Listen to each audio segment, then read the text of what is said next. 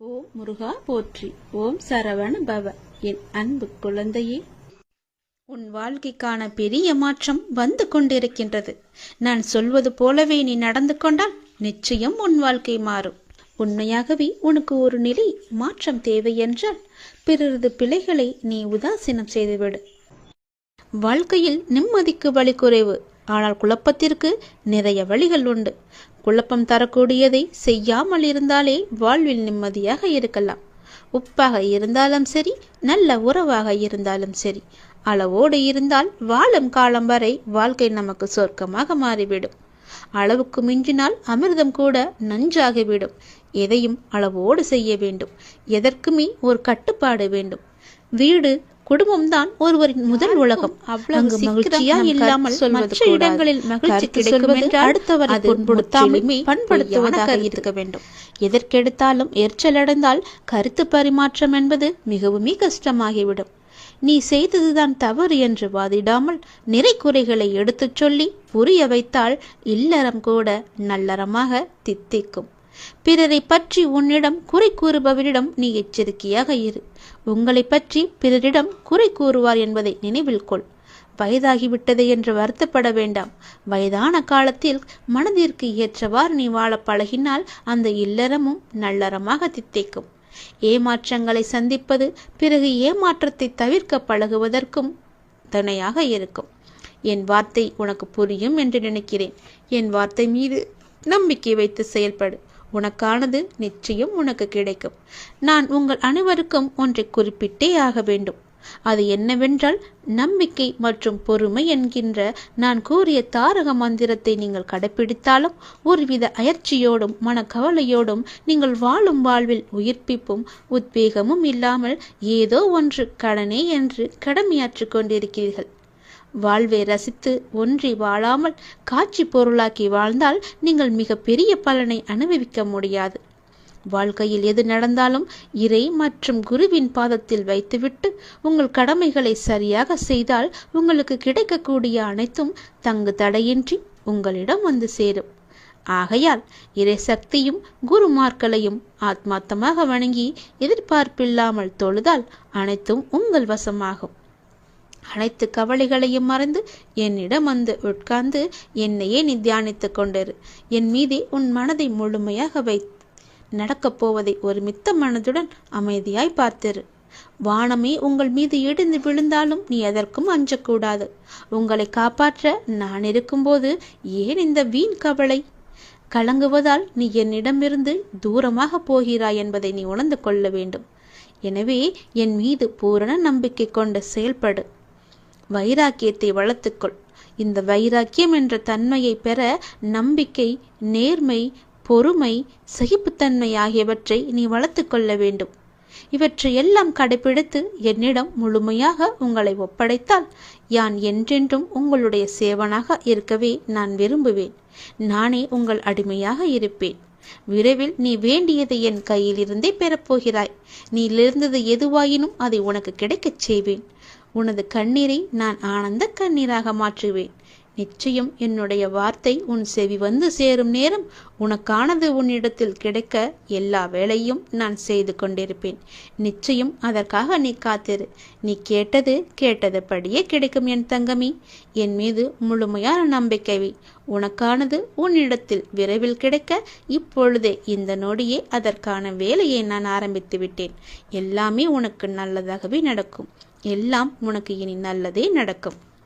என்னை பணிந்து வணங்கும் உனக்குள்ளே நம்பிக்கையாய் நான் இருக்கிறேன்.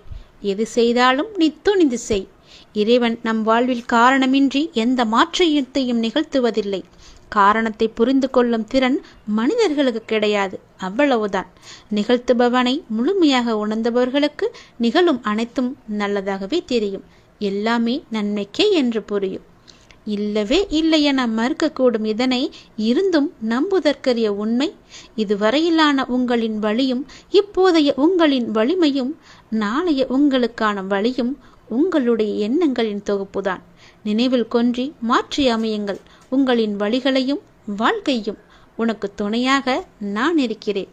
நாடி வந்தவரையும் நமச்சிவாயம் பாடியவரையும் மனம் வாடியவரை கணப்பொழுதும் வேடிக்கை பார்த்து ஓடி வந்து உதவும் உமையவனே நின்றால் போற்றி என்று இறைவனை போற்றி பாடுங்கள். எத்தனை பேர் கூடி உனக்கு வழியை அடைத்தாலும் அத்தனை பேரும் வியக்கும்படியாக நான் உனக்கு பல வழிகளை திறந்து காமிக்கின்றேன். எல்லா கதவுகளையும் திறந்து வைக்கின்றேன். மூடிய கதவுகள் எல்லாம் இனி உனக்கு திறக்கப் போகிறது. என்னை செதுக்க என் அப்பன் இருக்கிறான். எந்த சிக்கலும் என்னை சிதைக்கப் போவது இல்லை என்ற கர்வத்தோடு நீ இரு. உனக்கு இழைக்கப்பட்ட அநீதியை கண்டு நீ மனமுடைந்து உட்காரக்கூடாது. அதை என்னிடம் விட்டுவிடு.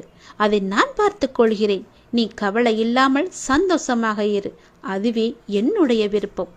ஒவ்வொரு சோதனையிலும் ஒன்றை நான் புரிய வைத்துக் கொண்டிருக்கிறேன் உனக்கு. எத்தனை சோதனைகளை நீ கடந்து வந்திருக்கிறாய். அத்தனை சோதனையிலும் நீ ஒரு அனுபவத்தை கற்றுக்கொண்டிருக்கிறாய். அதை நீ மறந்து விடாதே. எல்லாவற்றிற்கும் நன்றி கடவுளே என்று சொல்ல நீ பழகிக்கொள். நீ என்னை நம்பி வந்து விட்டாய். உன்னை காக்க வேண்டியது என்னுடைய கடமை. நீ கலங்காமல் உன் கடமைகளை செய்து கொண்டேரு. இனி எல்லாமே உனக்கு நல்லதாகவே நடக்கும். அமைதியாக செல்லும் நதியைப் போல நல்லதையே நினைத்து நல்லதையே செய். தீயவை யாவும் குப்பைகள் போல தானாகவே ஓரத்தில் ஒதுங்கிவிடும். வேறு ஒன்றும் என்று எனக்கு வேண்டாம் குருநாதா. இந்த அரவணைப்பு ஒன்றே போதும் என்று என்னிடம் நீ வந்து விட்டாய். அப்படி இருக்கும்போது உன் நம்பிக்கையை நான் சீர்குலைக்க மாட்டேன். உனக்கு நல்லது நடந்தால் அது எனக்கு சந்தோஷம்தானே. உனக்கு சந்தோஷத்தை கொடுக்குமென்றால் அதுவும் எனக்கு சந்தோஷம்தானே. இதையே நீ மற்றவர்களுக்கு நல்லதாய் நினைத்துப்பார். உன் வாழ்க்கையை அழகாக மாறிவிடும். உன் வாழ்க்கையை நினைத்தது போல மாறிவிடும். உன் வாழ்க்கை நிறைவடைந்துவிடும். உன்னுடன் நான் எப்போதுமே இருந்து கொண்டிருக்கிறேன். உன் வாழ்க்கையில் நான் உன் அன்புக்கு தகுதியானவர்களை நிச்சயமாகவே அனுப்புவேன். அதுவரை நீ பொறுமை காத்து இரு. உனக்கென்று படைக்கப்பட்ட ஒன்று உன்னை வந்து சேரும் நாள் வெகு தூரம் கிடையாது. எல்லாம் கூடிய விரைவில் உன்னிடம் வந்து சேரும். அனி ஆனந்த கண்ணீராக மட்டுமே உன்னுடைய கண்ணீரை நான் பார்க்க வேண்டும். பொறுமையும் நம்பிக்கையும் வீண் போகாது. நீ என் மேல் வைத்திருந்த நம்பிக்கையை நான் வீணடிக்க மாட்டேன். உன்னுடன் நான் எப்போதுமே இருப்பேன். அப்பாவின் சோதனை தன்னிடம் மிக நெருக்கமாக இருப்பவர்களிடம் அவர்களால் தாங்க முடியாத அளவு இருக்கும். இனி அவரை நம்ப வேண்டாம் என்ற நிலை வரை கொண்டு வந்துவிடும். அதையும் கடந்து அப்பாவின் கால்களை விடாமல் இறுக பற்றி கொண்டு இருப்பவர்கள் மட்டுமே அவரிடம் உன்னத நிலையை அடைய முடியும். அவரின் லீலைகளை பெற முடியும். நீயும் என் மீது முழுமையான நம்பிக்கை வைத்திருக்கிறாய். உன்னை நான் விட மாட்டேன். உன்னிடம் ஒன்று சொல்லியே ஆக வேண்டும். உங்களை பற்றி அவதூறாகவோ மிக மட்டமாகவோ யார் பேசினாலும் அதை நீ காதில் வாங்கிக் கொள்ளாதே. அதை கண்டு கொள்ளாமல் அப்படியே விட்டுவிடு. ஒருவரிடம் நாம் ஒன்று எதிர்பார்த்து அது கிடைக்கவில்லை என்றால் அவர் மீது நமக்கு கோபம்தான் வரும். நமக்கு வருவது இயற்கைதானே. எனவே யாரிடமும் எதையுமே நீ எதிர்பார்க்காதே. தனக்கு பிடிக்காத மனிதர்களை பற்றி நினைத்து கூட பார்க்கக்கூடாது. ஒரு நொடி கூட, ஒரு துளி அளவு கூட அந்த ஞாபகம் உன் மனதில் இருக்கக்கூடாது. அதனால் நமக்கு ஆத்திரமும் கோபமும் அடிக்கடி ஏற்படுவதை நாமே நமக்கு தவிர்த்து விடலாம். தன்னம்பிக்கை உள்ளவர்களை ஒருபோதும் அவதூறுகளாகவும் ஏச்சு பேச்சுகளும் பாதிப்பது கிடையாது. பிடிக்காத நபர்கள் செயல்களை பற்றி எண்ணம் வரும்போது அந்த எண்ணங்களுக்கு பெரிய பூட்டு போட்டு விடுங்கள்.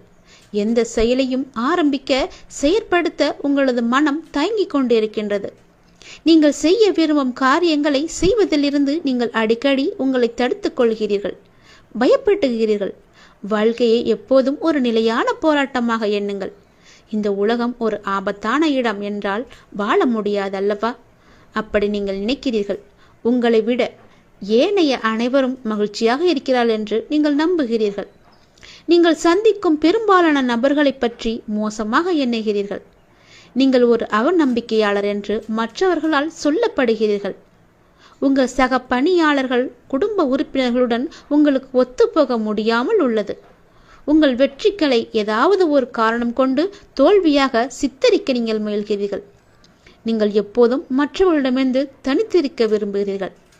மன அழுத்தம், கவலை, ஏதோ ஒரு நோய் உங்களிடம் உள்ளதென நீங்கள் தொடர்ந்து உணர்ந்து கொண்டிருக்கிறீர்கள். இப்படியான அறிகுறிகள் கருத்துக்கள் எல்லாம் ஆராய்ச்சியின் முடிவுகள்தான். ஆனால் ஒரு சில அறிகுறிகளை வைத்து நாமெல்லாம் எதிர்மறையான சிந்தனையாளர்கள் என்ற முடிவுக்கெல்லாம் நம்மால் வந்துவிட முடியாது, வந்துவிடவும் கூடாது. நாம் எப்போதும் நம்மை பற்றிய உயர்வான நல்ல சிந்தனைகளோடு மட்டுமே நம் வாழ்க்கையை கடத்த வேண்டும்.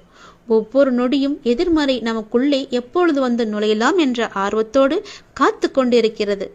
அதற்கு நம்மை நாமே ஒரு வழியை ஏற்படுத்திவிடக்கூடாது. அந்த வழியை நாம் அடைக்க வேண்டுமென்றால் நேர்மையை மட்டும், நேர்மறையான சிந்தனையை மட்டும் உன் மனதுக்குள்ளே நீ கொண்டு வர வேண்டும். அப்படி இருந்தால் மட்டுமே அந்த எதிர்மறையை உன்னால் அடித்து துவம்சம் செய்ய முடியும். எதிர்மறை என்ற மாயை உனக்குள்ளே சூழ்ந்து விட்டால் போதும், உன் வாழ்க்கையே இருண்டுவிடும். வேண்டாம் தங்கமே, உன் வாழ்க்கையை நீயே மாற்றிக்கொள். உன் மனதில் உள்ள எதிர்மறை எண்ணங்களை எல்லாம் தூக்கி எறிந்துவிடு. உனக்கு முடியும், உன்னால் முடியும். என்னை தவிர என்னை காப்பாற்ற யாரால் முடியும்? நான் வெற்றி பெறுவேன், நிச்சயமாகவே வெற்றி பெறுவேன். எனக்கு எல்லாமே கிடைக்கும் என்ற நம்பிக்கையோடு ஒவ்வொரு நாளையும் ஒவ்வொரு நொடியையும் நீ செயல்பட்டு பார். நேர்மறையாக நீ செயல்பட்டு பார். நேர்மறை எண்ணத்தோடு செயல்பட்டு பார். எதிர்மறை உனக்குள்ளே வரவே வராது. அந்த எதிர்மறை என்ற மாயையை அடித்து ஒழிக்க நீயே புறப்படு. நிச்சயம் உன் வாழ்வு நல்லதாகவே இருக்கும். எது நடந்தாலும் எனக்கு தெரியும், எது நடந்தாலும் என் கடவுளுக்கு தெரியும். எல்லாமே அவருடைய விருப்பம் போலதான் நடந்து கொண்டிருக்கிறது. நான் கடவுளை முழுமையாக நம்புகிறேன். அவரால் முடியாத காரியமென்று எதுவுமே கிடையாது என்ற நம்பிக்கையோடு ஒவ்வொரு நாளையும் நீ தொடங்கு. நிச்சயம் உன் வாழ்வில் தீபத்தை நான் ஏற்றுவேன். உன் வாழ்க்கை ஒளிமயமாகவே மாறும். நம் வாழ்க்கை இப்படியே தடுமாறிக்கொண்டே போய்விடுமோ என்ற எதிர்மறை உனக்குள்ளே தோன்றிவிட்டால் போதும். உன் எதிர்மறை உனக்குள்ளே வந்து நேர்மறை உன்னை விட்டு வெளியே போய்விடும். அதனால் தான் சொல்கிறேன், எதிர்மறையை நீ அடித்து ஒழித்துவிட்டு நேர்மறையை மட்டும் கொண்டு வா. நீ பல நாட்களாக, பல வருடங்களாக என்னிடம் வேண்டி தவித்த ஒன்று இப்போது உனக்கு நடக்கப் போகிறது. ஆரம்பம் என்று ஒன்று இருந்தால் முடிவு என்று ஒன்று இருக்கத்தானே செய்யும். நிச்சயம் முடிவு உண்டு. நீ ஏன் இதுதான் உன்னுடைய முடிவு என்று நினைக்கின்றாய்? வருட கணக்காக நீ கூனி குறுகி புழுங்கி தவித்து அனுபவித்து வரும் மனவேதனைகள், துயரங்கள், துக்கங்கள், மனவலிகள், அவமானங்கள், அசிங்கங்கள் என எல்லாமே காணாமல் போக போகின்றது. வருடக்கணக்காக தினமும் நேரம் காலம் அறியாமல் என்னிடம் சாஷ்டங்கமாக விழுந்து பல மணி நேரம் கதறி அழுது வேண்டியது எல்லாம் எப்படி வீணாமல் போகும்? வீணாக போகாது தங்கமே. ஒவ்வொரு வினைக்கும் ஒரு எதிர்வினை உண்டு. நிச்சயம் ஒன்று உண்டு என்பது உனக்கு தெரியாதா? அதுவும் பல வருடங்களாக நான் அல்லவா உன்னை என் முன்னிலையில் அதையெல்லாம் செய்ய வைத்தேன். உன்னையும் ஒரு பக்கம் காப்பாற்றிக் கொண்டு வருகிறேன். நாம் எந்த ஜென்மத்திலோ செய்த பாவங்கள் தீர நாம் செய்யும் பரிகாரங்களை விடவும் வருட கணக்காக, அதுவும் மணிக்கணக்காக கண்ணீர் விட்டு கதறி அழுது வேண்டும் போது அதில் எல்லா பாவங்களும் முழுவதுமாகவே கரைந்துவிடும். இதை நான் அல்லவா உனக்கு அனுமதித்தேன்.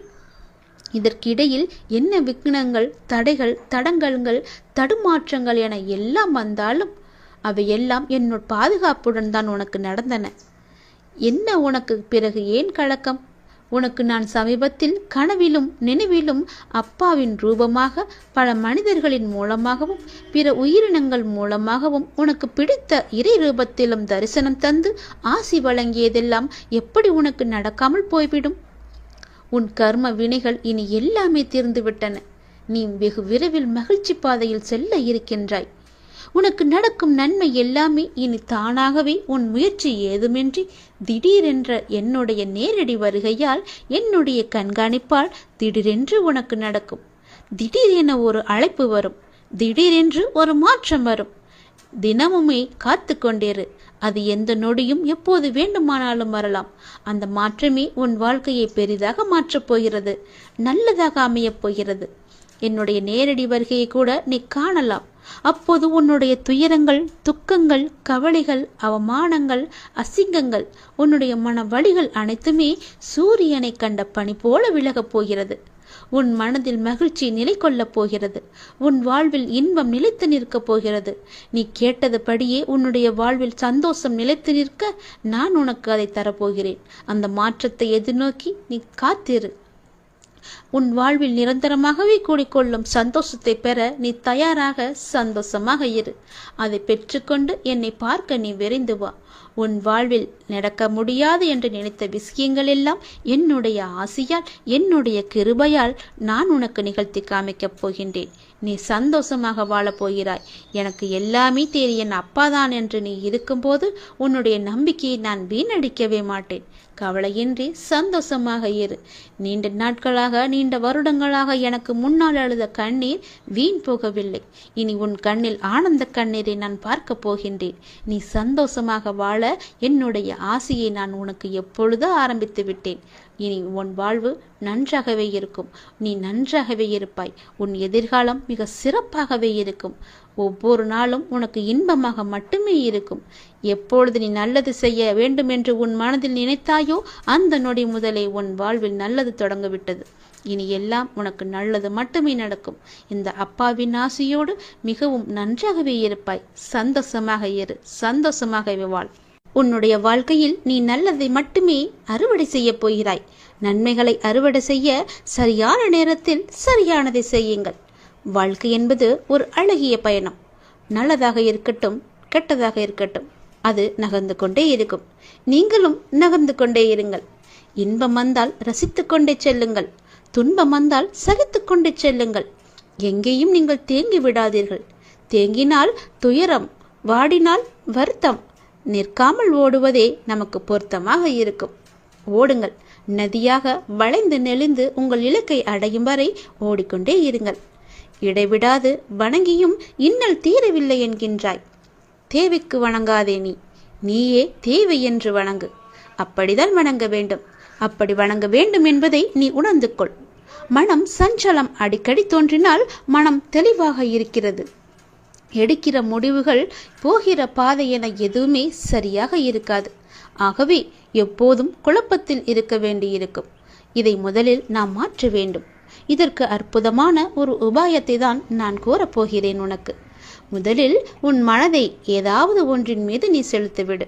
உனக்கு எதன் மீது அதிக பிரியம் உண்டோ அதன் மீது மனதை செலுத்து. அப்போது மனம் குவிய ஆரம்பிக்கும். உன் பிரச்சனைகள் எல்லாமே தீர்ந்துவிடும். நீங்கள் கடவுள் மீது உங்கள் மனதை நீங்கள் செலுத்தினால் போதுமானது. அவரே இறக்கப்பட்டு உங்கள் மனதை அமைதி நிலைக்கு கொண்டு வந்து விடுவார். அப்போது உங்களுடைய மனமானது நிச்சயம் அமைதியடையும். இங்கு இன்னொரு உண்மையினையும் நீங்கள் தெரிந்து கொள்ள வேண்டும். எத்தகைய பிரச்சனையாக இருந்தாலும் அது அப்பாவின் அனுமதியோடு தான் வாழ்க்கையில் நுழைகிறது. என்ன நடந்தாலும் சரி, பாரம் சுமப்பவர் அவர் என்பதை நாம் புரிந்து கொள்ள வேண்டும். பாரம் சுமப்பவர் அவரே என்று நீ தெரிந்து கொள்ள வேண்டும். அவருக்குத்தான் மூச்சிறைப்பு ஏற்பட வேண்டும். நீ எதற்காக இப்படி பெருமூச்சோடு இருக்கிறாய்? நாம் அவரோடு ஒப்பிட்டு பார்த்தால் நாம் சும்மாகத்தான் நடந்து கொண்டிருக்கிறோம். எனவே நீ கவலைப்படுவதை விட்டுவிடு. ஏனென்றால் உன்னுடைய பாரம் முழுவதுமாகவே அவரோட தோள் மீது இருக்கின்றது. அப்ப பாரத்தை சுமப்பது அவர்தானே? நீ நம்பிக்கையாக இருக்கும் கடவுள்தானே? பிறகு எதற்காக உன் சுமையை அவர் மீது இறக்கி வைத்துவிட்டு நீ நின்றாக தானே இருக்க வேண்டும்? அதை உன்னால் செய்ய முடியவில்லை. அவர் மீது நம்பிக்கை இல்லாத காரணத்தினால் மட்டுமே அந்த சுமையை அவர் மீது இறக்கி வைத்தும் நீயும் மீண்டும் சுமந்து கொண்டிருப்பது போல கற்பனை உலகில் இருக்கின்றாய். அதனால் கற்பனையை தூக்கி தூர ஏறி நீ அவர் மீது எப்போது எல்லாமே அவர்தான் என்ற நம்பிக்கையோடு இருந்தாயோ அப்போதே உன்னுடைய கடமை, பொறுப்பு எல்லாமே அவருடைய தோளில் ஏறிவிட்டது. இறைவன் பார்த்து கொள்வார். இறைவனுக்கே அந்த பொறுப்பு இருக்கிறது. அவரே உன்னுடைய பாரத்தை சுமந்து கொண்டிருக்கிறார். நீ தேவையில்லாமல் இந்த பாரத்தை சுமந்து உன்னுடைய வாழ்க்கையில் உள்ள நிம்மதியை நீ இழந்து விடாதே. எனவே நீ கவலைப்படுவதை விட்டு விடுங்கள். என்ன நடந்தாலும் என்னையும் என் பாரத்தையும் சுமப்பவர் அவர் என நினைத்து அப்பாவின் மீது சுமையினை ஏற்றி வைத்துவிட்டு பிரச்சனையை உடனடியாகவே நீ மறந்து விடுங்கள். பொறுமையுடனும் நம்பிக்கையுடனும் இருங்கள். அப்பாவின் செயல்கள் வெளிச்சத்திற்கு வரும் நாளை எதிர்பார்த்து காத்திருந்தால் நிச்சயமாகவே உன்னுடைய பிரச்சனை எல்லாமே தீர்ந்துவிடும். கண்டிப்பாக இது நடந்தே தீரும். உன்னுடைய பாரம் முழுவதும் என் மீது சுமத்து விட்டாய் என்ற நம்பிக்கையோடு உன்னுடைய நாளை, ஒவ்வொரு நாளையும் புனித நாளாக தொடங்கு. நிச்சயம் உனக்கு நன்மை கிடைக்கும். உன்னை அவமதிப்பவரை கண்டு ஒருபோதும் விரக்தியடையாமல் நீ இருக்க வேண்டும். ஏனென்றால் நீ அவர்களை அதிர்ச்சியடையும் அளவுக்கு அசாதாரண சக்தியுடன் வளர்ந்து அவர்கள் முன்வந்து நீ நிற்கப் போகின்றாய். உனக்காகவே எல்லாவற்றையுமே நான் தயார் செய்துவிட்டேன். இனி உன் வாழ்வு எல்லாமே நல்லதாகவே நடக்கப் போகிறது. முன்னேற்றமே இல்லாமல் இருக்கிறது என்ற மனோபாவத்தை நீ விட்டொழி. இனி ஒவ்வொரு வாழ்க்கையில் ஒவ்வொன்றாக முன்னேற்றம் மட்டுமே இருக்கப் போகிறது. ஒவ்வொரு நொடியும் முன்னேற்றம் மட்டுமே நடக்கப் போகிறது. முன்னேறுவது எப்படி என்று நீ எதிர்பார்க்காதே, கவலைப்படாதே.